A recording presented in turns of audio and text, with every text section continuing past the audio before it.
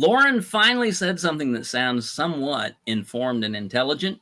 She said, the left wants kids to be able to identify as anything they want except conservative. And it's like, yeah, exactly.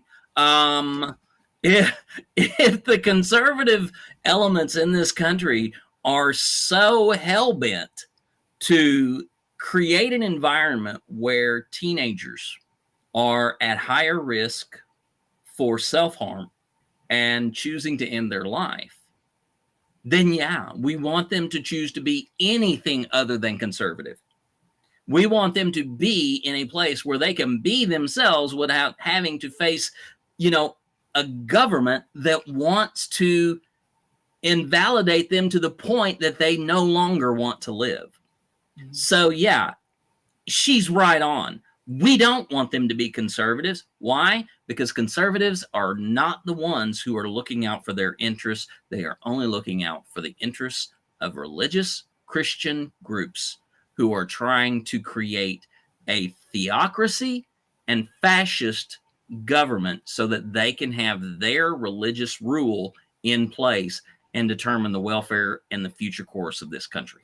What that's starting to kind of trigger in my brain that I hadn't thought of before is this idea of they put an autocrat in power. Like they help get someone elected who's got the big ego, but listens to them and is all about just kind of making it basically a dictatorship where they're just the lone person, and elections are rigged and fake, and we're not going to do them anymore. So I'll just stay in power and keep everything in line and all that. But the idea behind that is that there is the Christian right behind pulling the strings, just like we had in, what was it, a medieval times? The Holy Roman Empire.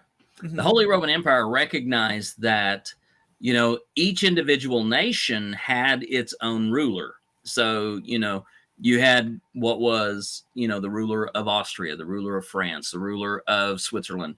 But at the same time, all of them were in allegiance to Rome. And so Rome had complete and utter sway in what happened within the national system of economy and politics. And, it was Rome that said, hey, we want to go to Jerusalem and we want to take Jerusalem back for the believers of God and Jesus away from the infidels.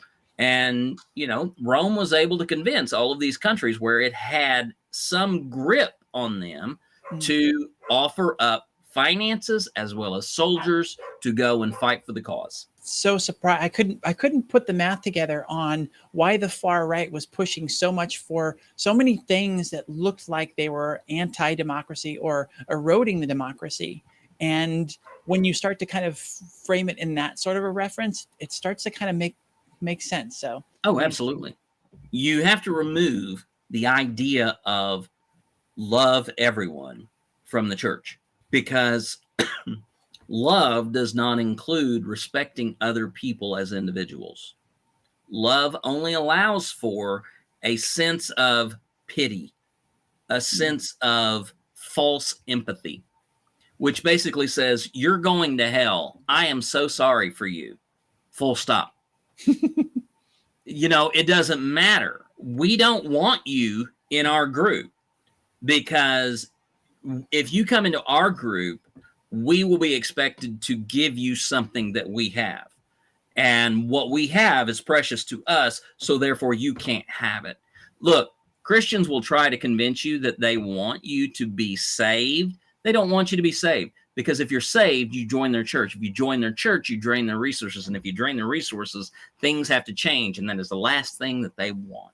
They do not want new people in their churches, especially people who are from out of the church, because then you go fucking things up and mucking around and things will change. So don't let them convince you that that is what they want.